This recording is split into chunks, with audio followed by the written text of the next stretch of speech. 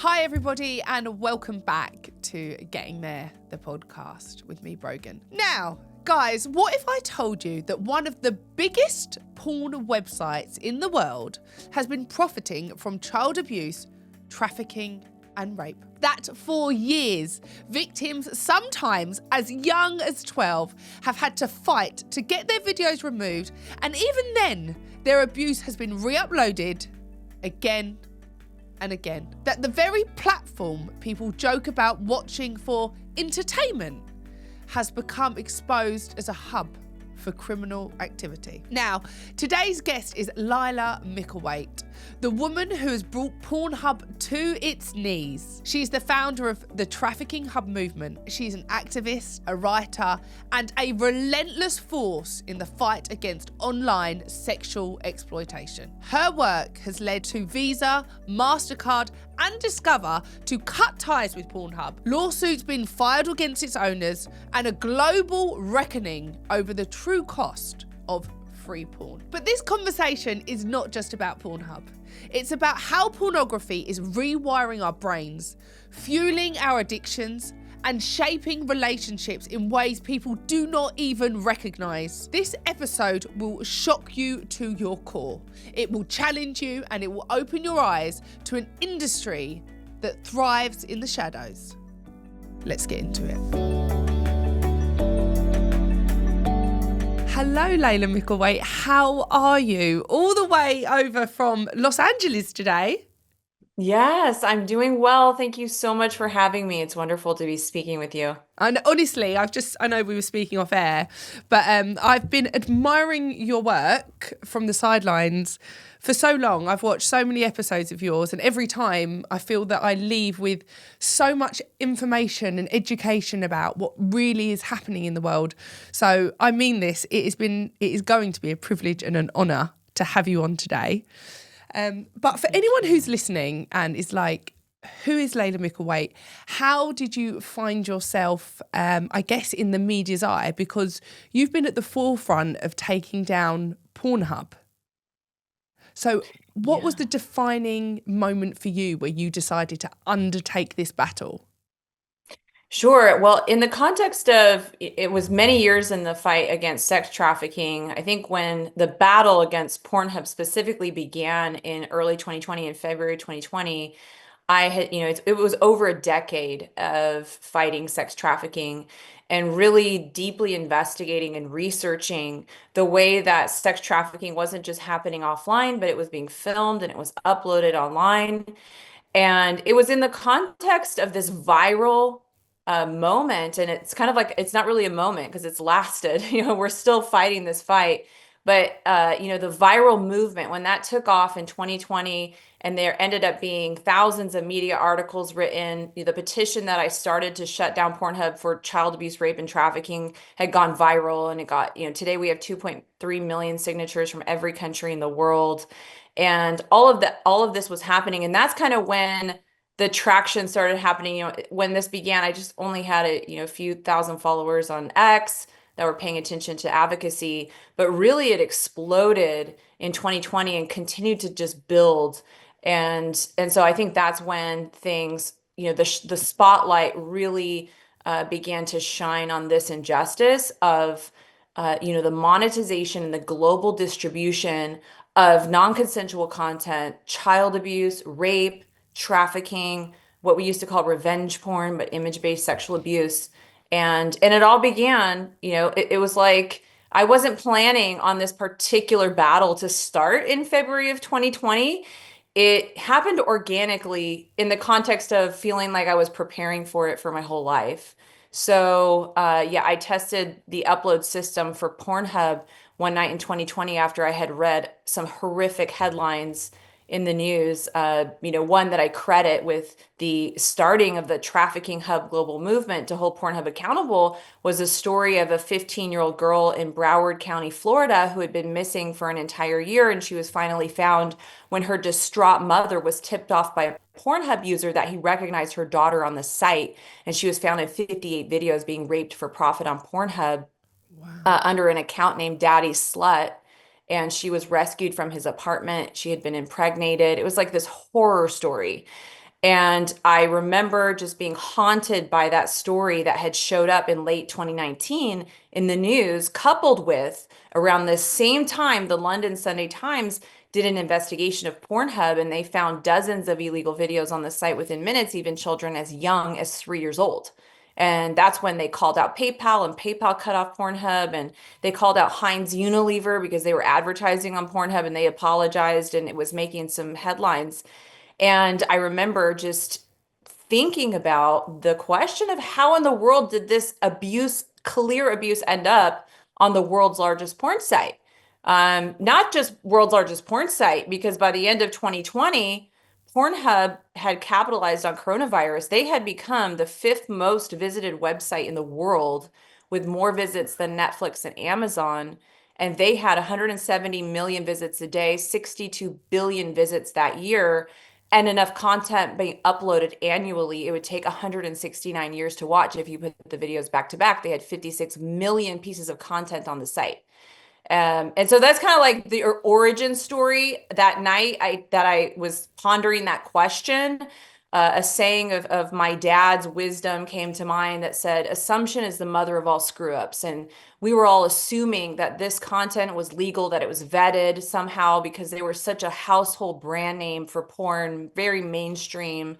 And the assumption that they were vetting this content couldn't have been more wrong, because when I tested the upload system, I realized what millions of people already knew, and that was that all they were requiring on the YouTube of porn, where anybody with an iPhone could upload, was an email address. That's it. No ID, no consent form. And because of that, I realized that the site had become completely infested with videos of real sexual crime. Wow. So what did you do then? You uploaded a video yourself? Yes, and it was not a porn video. So Yeah, what was it? that's That I'm sometimes keen people to think know. What was it it? was actually, I just took a video of like the keyboard of my computer and the rug in the dark room. It was just like a random video and images. And then I created, and it was under 10 minutes. I was able to anonymously, anybody in the world could create an account. All you needed was an email address to upload. And then you got the email, congratulations, your video is now live, with a link where millions of people had the opportunity. If that was a video of child abuse, if that was a non-consensual video, that was the process for uploading to Pornhub. And this was later confirmed by company insiders, employees, journalists.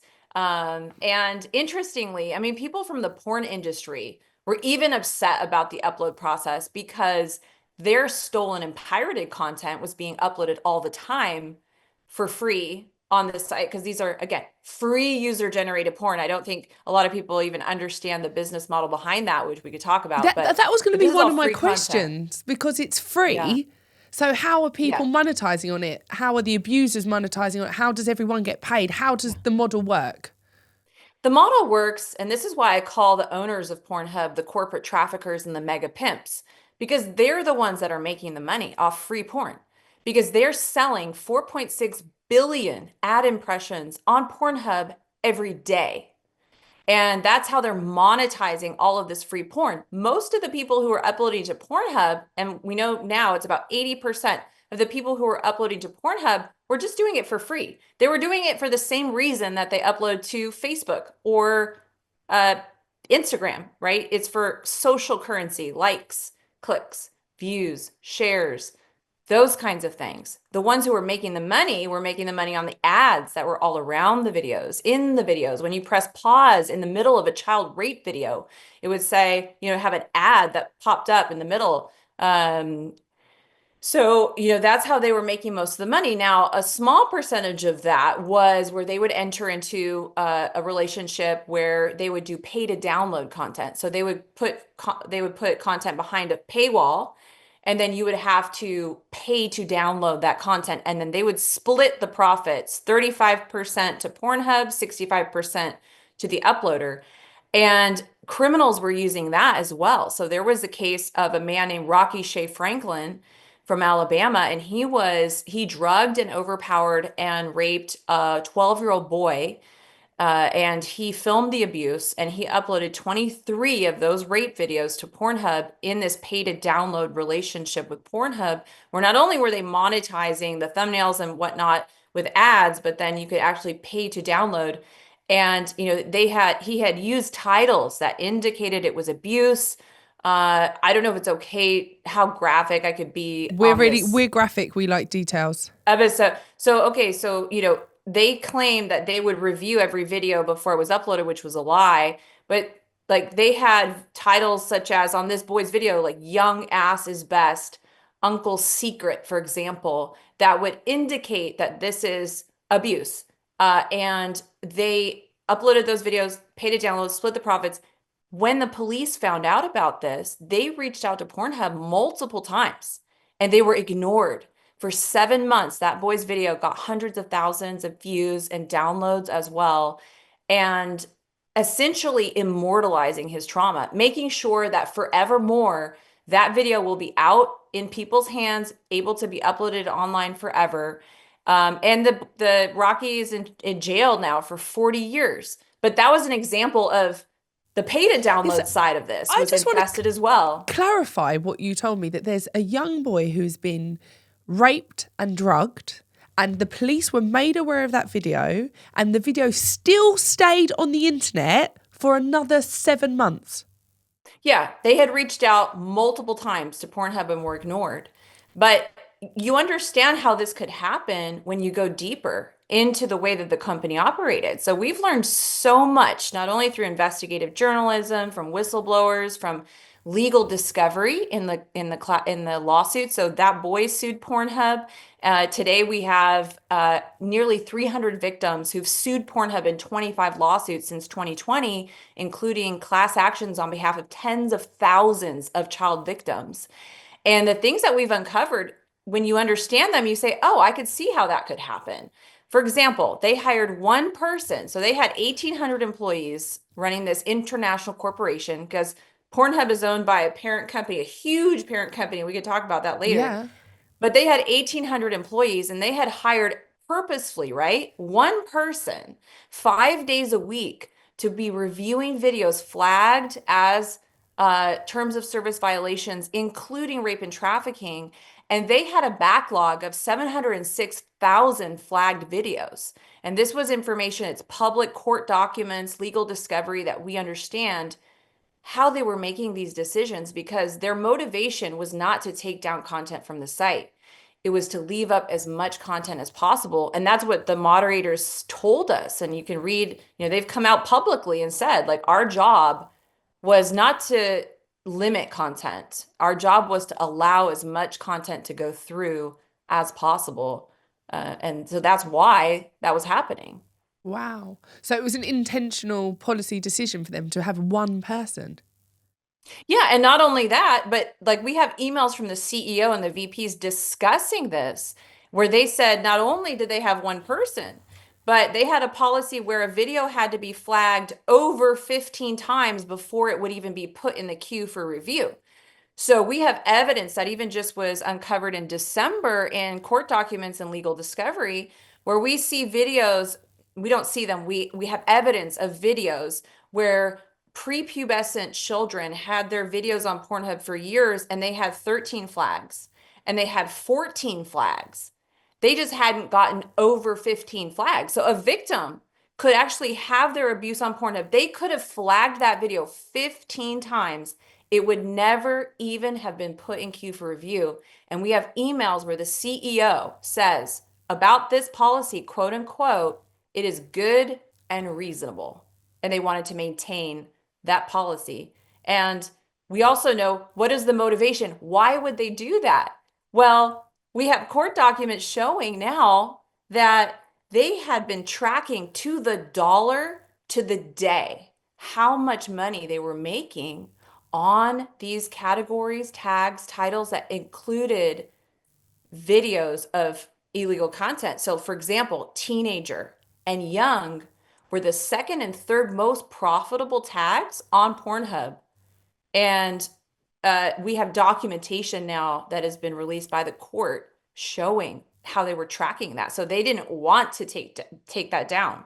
Like, they actually have documentation showing they refused to take down the words childhood. They refused to take down the word minor. They would not take down young girl. either. Like, so this was this was not an accident. I guess I say all that to say this was not an accident. Like, Yeah. this was on And purpose. in your opinion, how much of the website or of the content has these dark related imagery or porn on there that is related to child trafficking or human trafficking or underage sex? Would you say, what percentage would you say was uncouth or unconsented porn? Or illegal, right? Yeah. Non-consensual. So I guess we can title it all, non-consensual, where it's from revenge porn, where maybe it's consensually recorded, but not consensually uploaded. And that's a crime too. And that causes so much trauma for the victims of that as well. Like, we know that all these victims of what we call image-based sexual abuse, criminal, illegal, non-consensually uploaded content have a suicide ideation rate of 50% because it is so traumatic for to have that uploaded and then to have to understand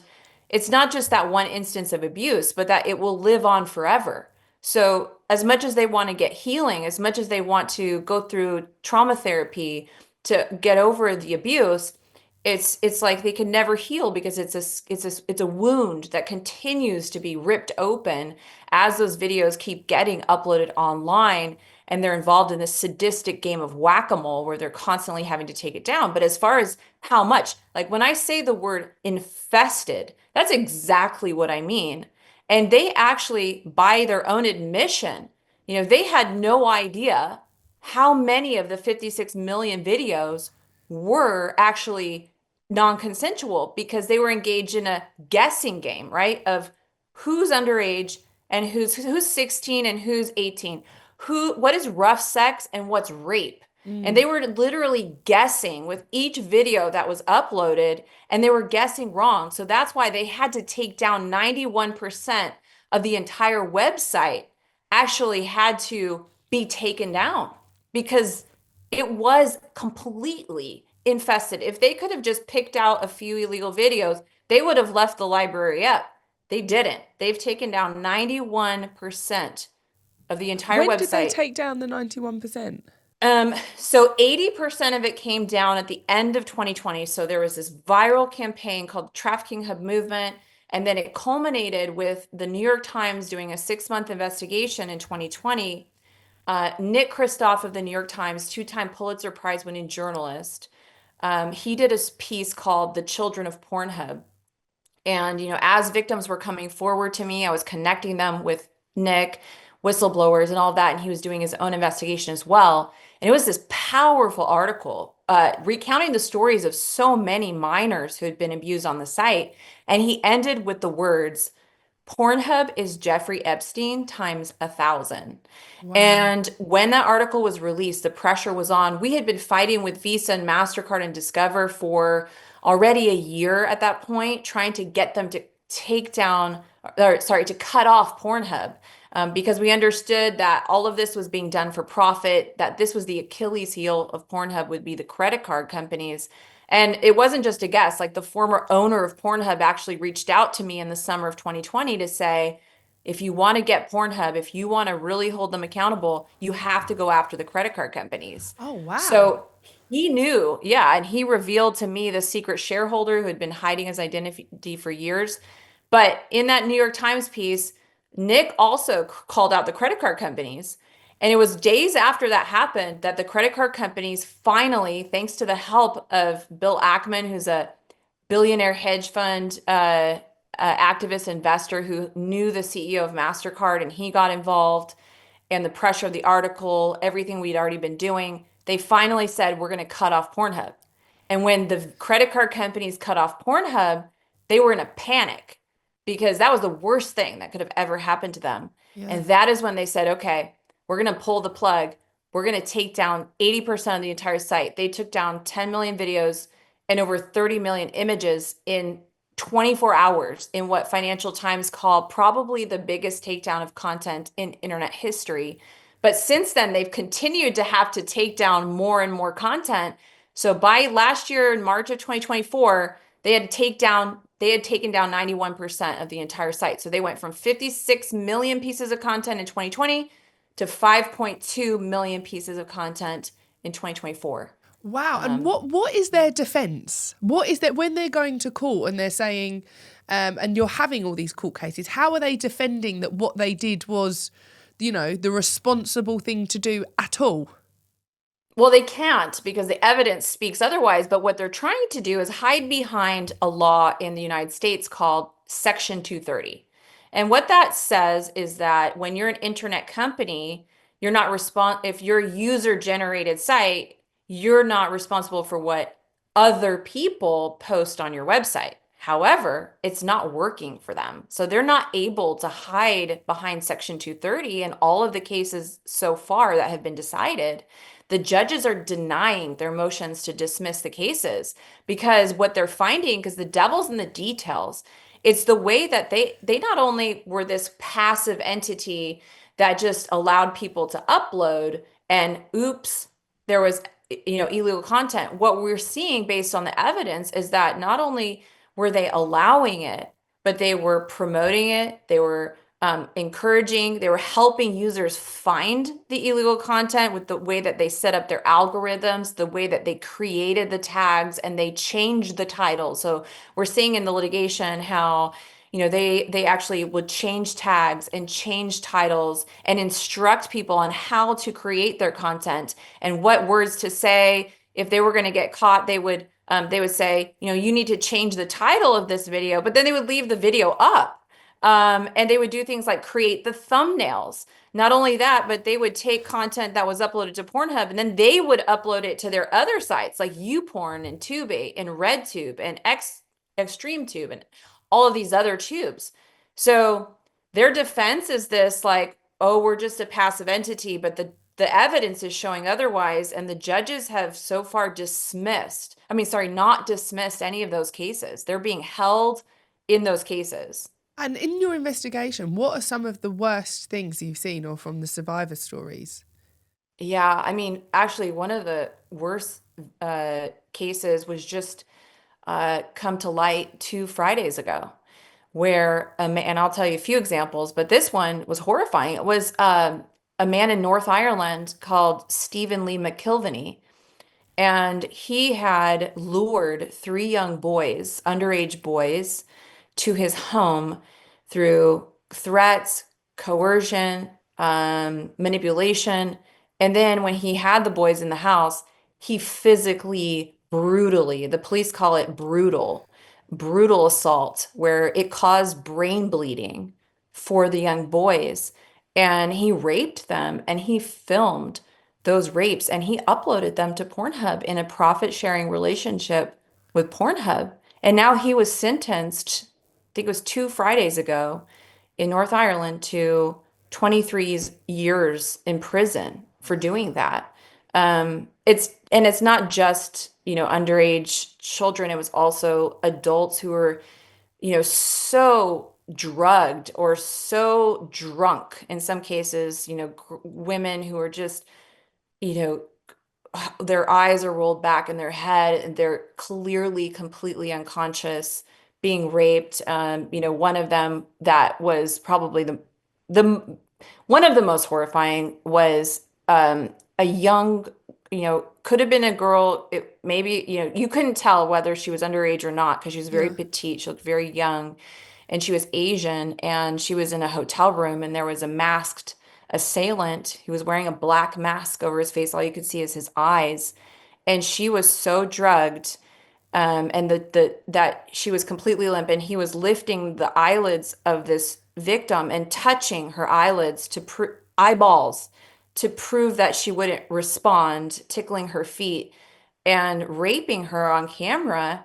And the title of the video was in Chinese. And when I translated it in Google Translate, it said dead pig, drugged, eyes half open. Like it was describing the fact that she was drugged. And then because there's an algorithm, I call it like the hellhole of rape on Pornhub because they want to cater to what the user's taste is, right? So if they think like you clicked on this rape video, they'll think you want to see more. So then they'll serve up to you more and more and more, where you see like the drug needle that the victim was assaulted with, like, inserted into their vagina, like where their eyes are rolled back, like all of this crazy, obviously horrific, illegal content on the site, waterboarding, torture, all of that, uh, all over the site. What do you think is driving the demand for that kind of porn or abuse? Or do you think it's always been a problem and now people can just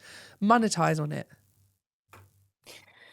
That's a great question. I mean, when you see those videos on the site and you understand they were there for years and that they had millions of views and they had hundreds of thousands of views, and they had, like, there was this kind of thumbs up and thumbs down where you could either like a video Yeah, or yeah, you yeah. Like could on YouTube. dislike a video. And it was so horrifying to see that on these types of videos where it would be, child abuse, like prepubescent child torture videos. Um, and the likes would be, the ratio of likes to dislikes would be higher. Always. Like, it was always, there was more people who had liked the video than that had disliked the video, even though, in the comments, some of the people would say, this is fucking rape. Like, they would say that. And then Pornhub would, like, censor the word rape, but not, Wow. like, they would censor the word child. It'd be like, this is a child. And they would censor the word child, but they would leave the video up. This is underage. I know a trafficking victim when I see it. This is abuse. She is crying. Like, they would have comments like that under these videos, but at the same time they would have people going, I wish I could see her tears more. I wish that he had, I wish that he had gone harder. I wish that I could have, you know, It just seen this sounds all like a night long. paedophile's Like, playground. it's not just pedophiles though, because it's also like the adult illegal Yeah. content as well. Um, but it's like people who want to see that could see that, and then they create community around it and they share it. And well, they even had like this feature where you could upload privately. So in some of cases, they actually had child pornography, child sexual abuse accounts that would have hundreds, if not thousands, of like friends, and they would privately behind uh, uh, the friends kind of lockdown be able to freely share child abuse, and in that way they kind of created communities to be able to share child sexual abuse on Pornhub. But to the demand, it's baffling because this isn't the dark web, right? These are people who you that are on Pornhub that you just see walking around. These are just, it's like everybody, right? That is Yeah. watching this kind of content, like, or watching Pornhub, and some of them are watching these clear abuse videos.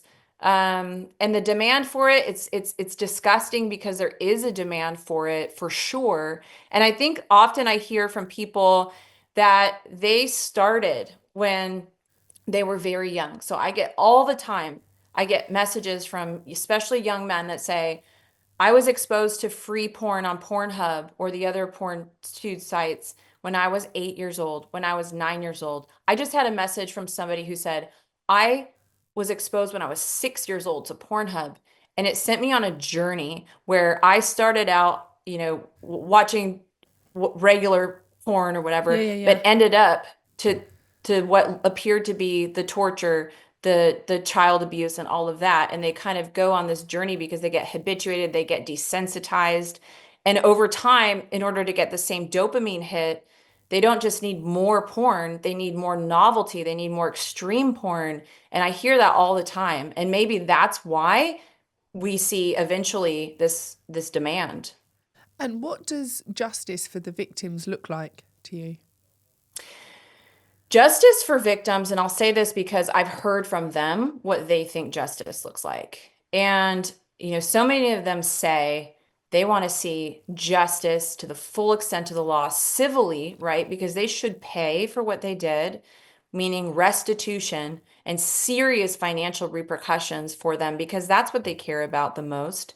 But also criminal justice, Yeah. where we actually see the owners of Pornhub criminally held accountable, where they actually do jail time for what's happened. And And the site is shut down. Like the site doesn't exist. There was a site called backpage.com in the US that they were selling cars and they were also selling children. And the Department of Justice actually seized the site.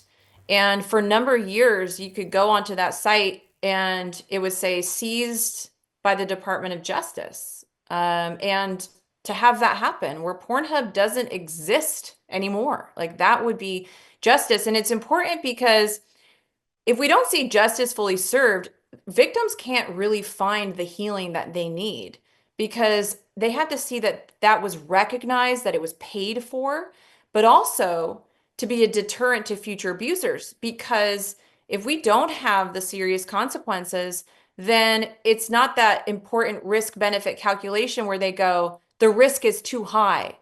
And we need that to happen. We need people to say, I don't want Yeah. what happened to Pornhub to happen to me. And that's important. But also, I'm wondering, because it seems like there were obviously hundreds of thousands of accounts, how difficult is it to actually go and find these people and bring them to justice? Because I'm assuming they've used some anonymous email and they haven't got a picture on their account. So it must be incredibly hard yes. to actually track the abusers to bring them to justice as well. Have they just kind of gone off into the sunset? Is that something that they're being brought to justice, or what does that look like Some now? of them are. So some of the uploaders, like Rocky Shea Franklin and Stephen Lee McKilvany, and others who have been trafficking and abusing and uploading, have been apprehended and are being held accountable, and that's important.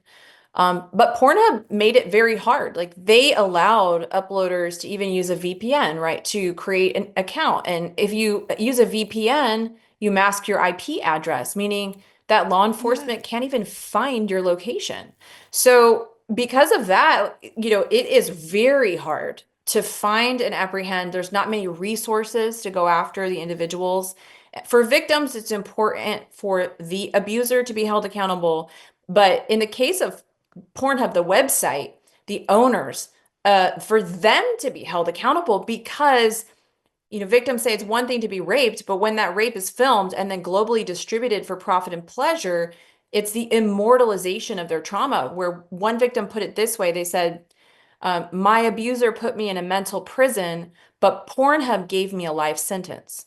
So being able to hold the abuser is important, accountable, but the larger abuser, the website that distributed and immortalized forever that trauma, they need to be held And criminally and are civilly they accountable. being held criminally accountable? Because I imagine that they have quite a large backing, like quite a large financial So backing is what yeah, I'm trying to say.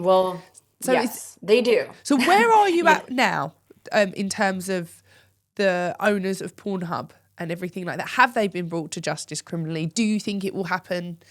What are your hopes and ambitions, I guess? I hope it does happen. It's happened in part. So I always say the wheels of justice turn slowly, but they do turn. And sometimes situations like this take years. I mean, go back to thinking about R. Kelly. I don't know if you remember Yeah, him, of and he was course. a I watched the trafficking, documentary. and I think that was like 10 years in the making or more for him to finally be held criminally accountable. And you think about, Epstein and Weinstein, how many years did they get away with it and then finally get held accountable? And the Backpage case and others. So we're 5 years into really shining a light on this. And we've come so far, but we have a ways to go. Like we still need to see them held fully criminally accountable, not just in the US, but in Canada, where they have their headquarters, where the privacy commissioner recently has come out publicly after years of investigation saying they broke Canadian law. They have to be held accountable.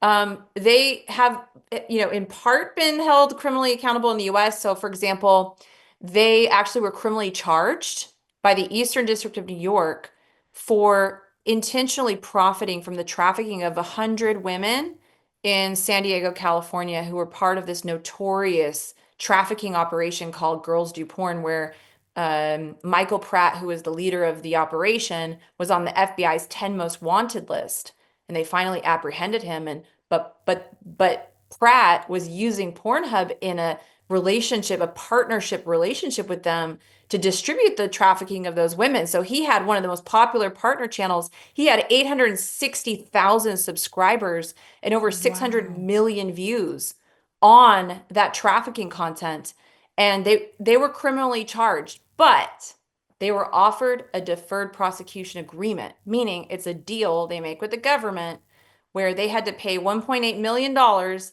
and then they had to agree to have a government appointed babysitter over their site for 3 years, and they could avoid trial and full So, prosecution. so this would be my concern with this, is that you kind of seem to be able to pay your way out of any real justice.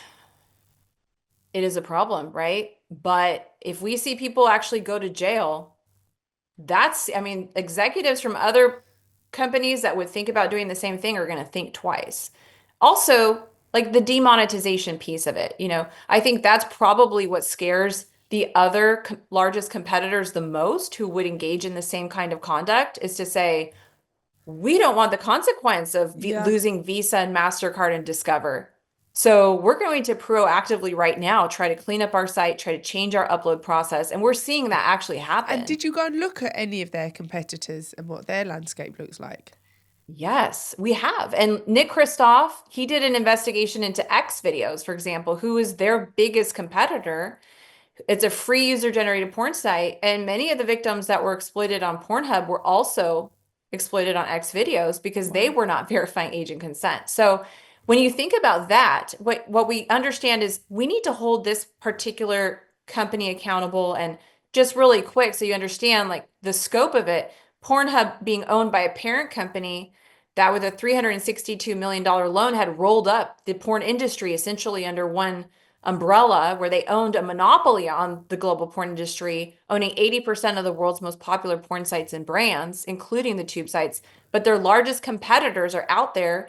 And in order to rein in the entire user generated porn industry, what we have to see is the credit card companies and governments saying that there's mandatory third party agent consent verification requirements for every person in every video.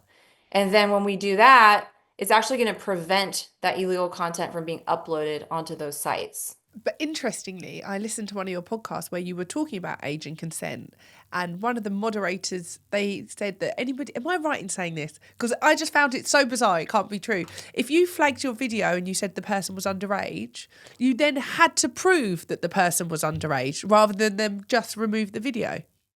That's the testimony of so many victims, that they would actually have to prove. So when they would reach out, like for example, Serena. So Serena was a young teen from Bakersfield, California. She had her abuse uploaded to Pornhub, where it was viewed millions of times, and she would beg for it to come down. And even if it did, it would get re-uploaded.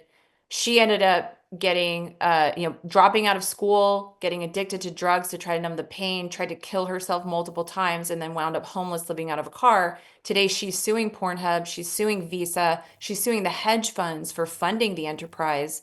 But she testified in front of Canadian Parliament that when she would try to get these videos down, they would hassle her and say, well, prove to us that you were underage in the video, and prove to us that you were a victim in the video, I when just, they didn't have to prove anything to upload the video, which is insane. And that's why, like, prevention is key, right? Um, Prevent it from ever getting uploaded in the first place, because on these sites, literally 1 hour is too long, because then it could get downloaded and re-uploaded again and again. it blows my mind, and exactly what you said there. You didn't have to give that kind of verification to upload it, yet to take it down, you have to give this kind of verification. And another one of my questions is, like, in your investigation, I know you've come across the email exchanges in-house in Pornhub. What has surprised you most? You know what has surprised me the most? Well, I can't say the most.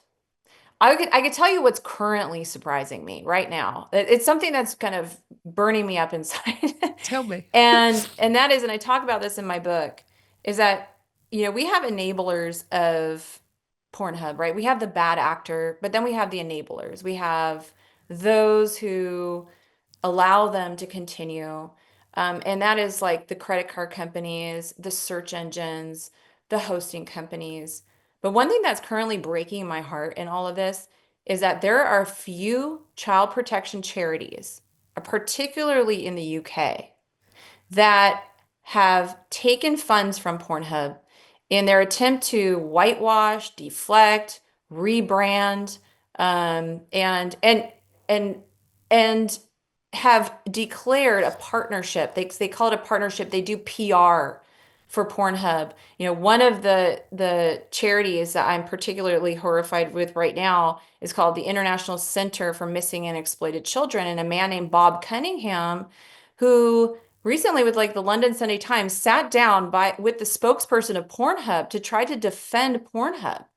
Now, at the same time, we've had 600 organizations from 65 countries and hundreds of victims who have formally condemned, called for criminal prosecution of Pornhub. But then you have these few charities who are allowing themselves to be used as PR tools in the whitewashing attempt. And I think it's particularly horrific to see that happening, because you wouldn't expect it. You would never expect that would happen. The Internet Watch Foundation in the UK is another one that has declared their partnership, and they do like these PR things with Pornhub. It just saddens me because it just emphasizes one of my beliefs that most people can be bought. But your book is called Takedown. If you could get people to walk away with one message from that, what would you want it to be? From this book? Yeah.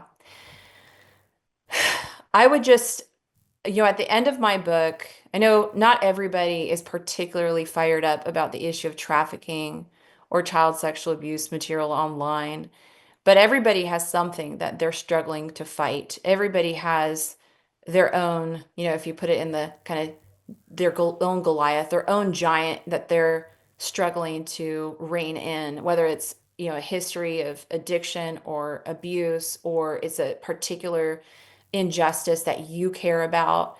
And I hope that what shines through in this story is that, regular people can, just if you can overcome fear, you can tackle these giants in your life. And I hope that this story is it's not just one woman who came up against Pornhub. It was a movement of hundreds of organizations, of journalists, of lawyers, of victims, of politicians, so many people who came together and put down their differences too. It's like, another thing is, we're in a time of great division. Like, we are in a time where there's so much polarization on so many issues.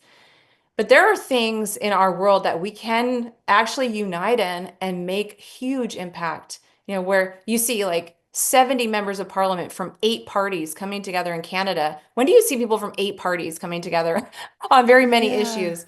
And so just seeing that that's possible today, that we don't have to be constantly divided about everything, that there are things that we can unite on and make huge differences in the world, if we can just lay down our differences and work together. And how do you think AI could change the pornography landscape? Well, AI is both a terrifying development with regard to the porn industry, and also a very hopeful one. So, in the sense of deep fakes that are being produced and child sexual abuse material that they could scour social media and actually take the face of a child from an innocent picture and then create child sexual abuse material with that, which is a horrifying thing to understand.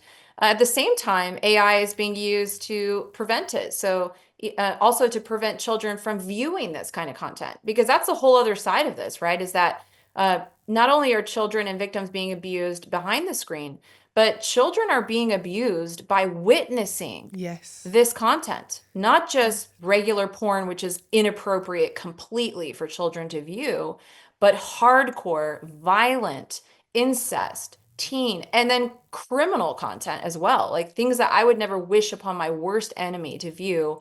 An 8-year-old could freely view at any moment on Pornhub in a couple of clicks, in a couple of moments. And that could shape their sexuality for life, where they can have, their sex education come from criminal content on these free porn tube sites. And so, I don't even know where I was going with that, but with regard to the abuse that's going on both sides of the screen, I think it's important for us to implement the laws to protect those who are viewing as well as being exploited um, on the other side of the screen. And there's a movement in the UK, there's a movement in the United States right now to actually help prevent. And the AI tools, that was the thing. The AI that we have is so amazing that today, in just a second, literally 1 second, a biometric facial scan can be done. It doesn't even store your actual picture. It just looks at numbers and pixels. And the AI is trained on thousands, if not millions, of images of real people. And they could tell with over 99% accuracy who is an adult and who's not, even through that kind 99% of tech. accuracy. Yes, up to a certain age. So once you get to like 21 and under, it becomes less accurate. At Yeah. that point, you have to couple it with an ID. So at that point, it needs to scan an ID and it needs to scan your face. But over that age, it is very accurate in ensuring that you are an adult after you reach a certain age. Just about making sure AIs are in the right hands, though, isn't it? Because I'm sure Yeah. Pornhub would have had similar capabilities and yet they chose to defer and not to use them. Yes, that is absolutely true because we know, like from the legal discovery, from testimony, from depositions, that there was technology available and Pornhub hadn't been using it for years until they were under fire in 2020. And, we understand too that they were actually hiding the child sexual abuse material they knew about from authorities for 13 years. So, we had the leading child protection organization heads testifying before Parliament that they had not received a single report of child sexual abuse material for 13 years until all this Wow. happened. But yeah, they could have been using the scanning tools. They could have been reporting it to authorities and they weren't. And so it absolutely is. The right people have to be using the right tools. Yeah. And what do you think parents need to know about porn? I think that they need to know this is not the Playboy of yesteryear. Like it is, I think particularly older people, I think people our age would understand this. They grew up and they understand what the porn tube sites are, but they probably don't understand the depth of harm, the depth of violence and criminality that is infesting these sites today and what their children could potentially be exposed to. It's not Playboy, right? It is really damaging, traumatizing content and the fact that it's free to them. Like I think a lot of people imagine it's behind a paywall or imagine that there's some protection for kids today on the internet and they don't realize there's not. It is completely free and available to children, any child that has a device. So every parent has to realize just the danger of that device, that it is, can be a very helpful tool, but it can be very, very damaging. And that's why, um, you know, it's important for parents to be vigilant. But also, this is the reality today. We live in a digital world, and parents just cannot rein this in on their own. And often parents, even the most diligent parents, they're not watching their kids 24/7. Like they go to their Yeah, yeah, of course. friend's house and they're at school and all of this. But many children just don't have parents that can pay attention. They're too busy trying to put food on the table. Maybe they don't understand the technology and all of that. And so that is why it's just not enough for parents to be vigilant with their children's devices. We have to put the onus of responsibility on these porn companies to age verify to get on those sites. And that's what they're resisting because that costs money and that costs traffic for them. But that's really what we have to do. But I know you've got children, so how do you manage the devices with your children, knowing what you know? I try to be very careful. I mean, I have young children, so they're not at the age yet where they want to get on social media or Yeah. anything like that. Thank God, they're 5 and 8 years old, but they do not have their own devices for sure. And I am, very particular about what they're allowed to use and make sure it's on a child profile and that the settings are on and as much as I can possibly protect them because I'm so aware, right? And but I have the privilege of being in a position of being aware, and maybe sometimes I'm overprotective, but I still can make a mistake. I'm not perfect when it comes to that, and I just pray every day that my kids are protected because once it happens, once that exposure happens, it could just be damaging, and even in one instance. So yeah, I just try to be, and I keep my kids' faces off social media completely. Like I just don't even put any images of my kids out there at all uh, to protect them that way too. And I'm wondering, at what personal cost has it come with you being so outspoken? Because I can't imagine you can go after these conglomerates with no repercussions.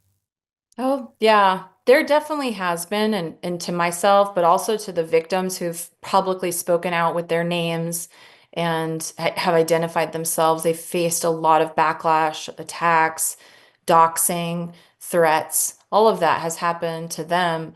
But that, that has been part of the journey as well for me. Just rape threats, death threats, doxing, hacking, letters being sent to my home even though I don't disclose my home address, I use a PO box, right? And then, but like they'll get sent to the PO box with my home address and saying like the names of my children and we're close by, we're watching you.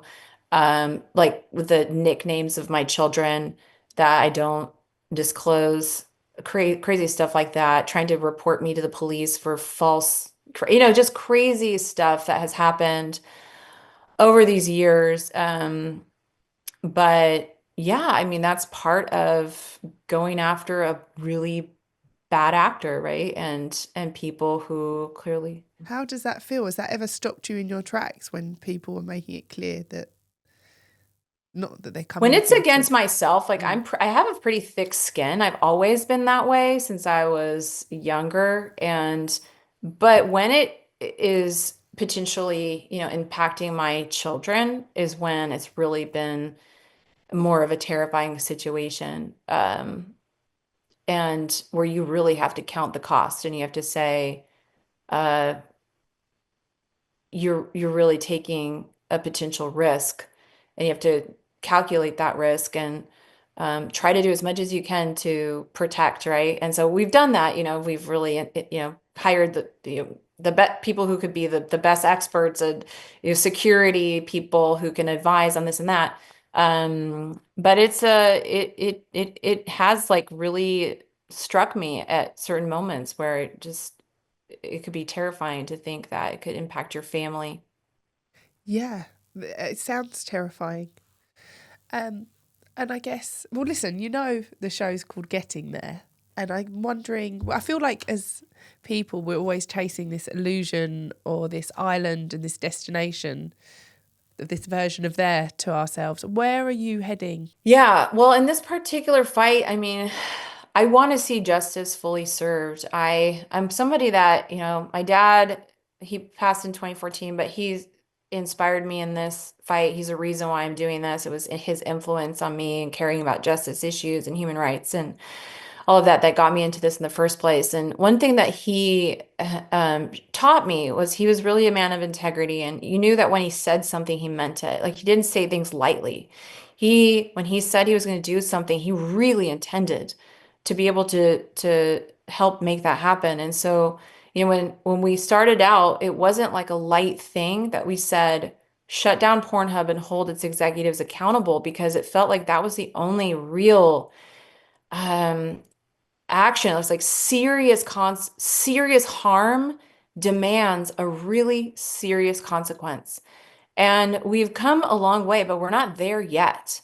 And so I want to see, like, I don't feel like we can stop until we've seen criminal justice fully served, until we've seen civil justice, until we've seen Pornhub shut down. Um, and so I just feel like we can't stop until that happens. And so we got to keep at it. We got to keep beating the drum. And one thing that's shocking to me all the time is, as much as I think that so many people have already heard about this, there's been so many headlines and all of that. Most people have never heard about this. So Never. I'll go on a podcast. It's like all the comments are like, oh my God, I never knew that this happened. I never knew that Pornhub had illegal content, or this was an issue on Yeah, I could user-generated porn leave sites. here and call 10 friends, and I guarantee you at least 9 of them will have no idea. So that leads me to my Exactly. next question. There is going to be an army of British people. I have such a great audience as well that would want to get behind you and support you. What is the best way for them to do that? Okay. First of all, the easiest thing to do that makes a huge difference, and we've seen the power of this petition over the years. People are still signing it every day.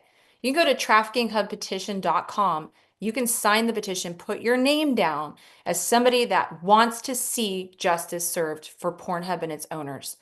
Second of all, you can buy the book Takedown that tells the story of this journey. 100% of all proceeds, author proceeds from the sale of the book, go to the Justice Defense Fund to help the cause of justice move forward.